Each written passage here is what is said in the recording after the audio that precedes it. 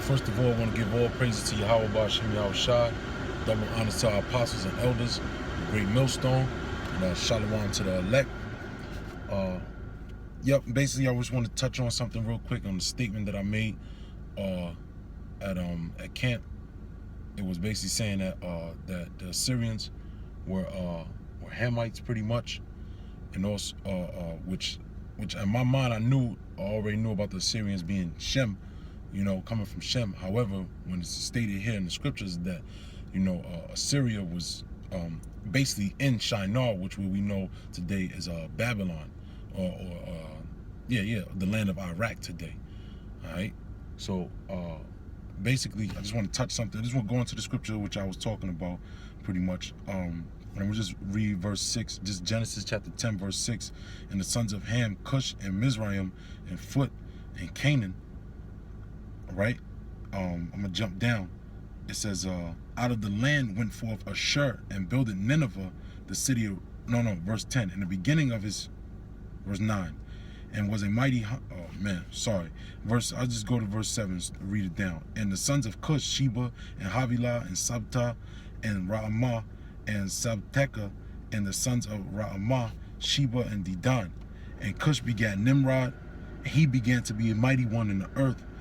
He was a mighty hunter before Yahweh, wherefore it is said, even as Nimrod the mighty hunter before Yahweh, in the beginning of his kingdom was Babel, and Erech, and Akkad, and Calneh, in the land of Shinar.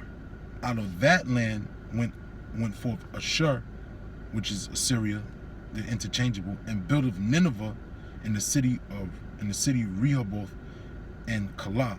Right. So basically, the scripture there, which I got stumped on pretty much, was that, I'm thinking that there was a separation or a difference in between the nations, in which basically the scripture was just stating, just making a statement. It was basically making a statement based upon future reference, where Nineveh was built, but it was actually in Shinar. And when you look at it, when you do the research, it's actually along the Tigris River, the east of the Tigris, if I'm not mistaken, which runs through Babylon. So that's why even when you look at them, when you do the research, the Assyrians, they worship the same deities as the Babylonians. They even look the same. When you look at the ancient relics, if you will, the ancient monuments, statues, they even had the same look. Even it was also stated as well that not all the Assyrians were actually Assyrians. It was stated in one article that I read that it was not all of them were Semitic or Shemitic, which makes sense, because they dwell amongst each other. Just like you have America. When people across the world, they think of America as being, basically white people, so-called blacks, Hispanics, if you will. Or you take a look at the Mayans and the Aztecs back in the ancient world. They dwell amongst each other. People dwell amongst each other. They go in and out. Haiti and Dominican Republic. That's a very good one.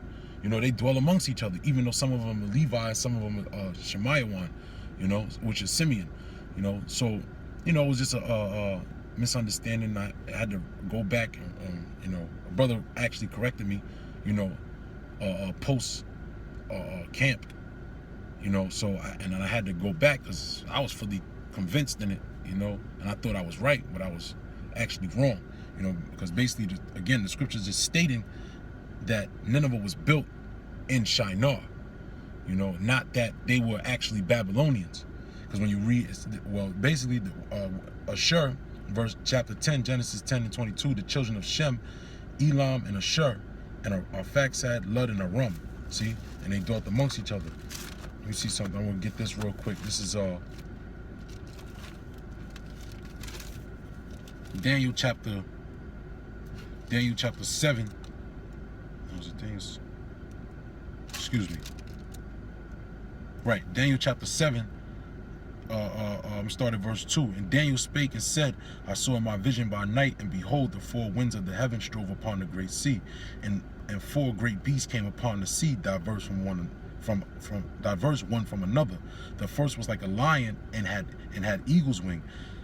I held till the wings thereof were plucked, and see now the lion, this lion ultimately represents the Assyrian and Babylonian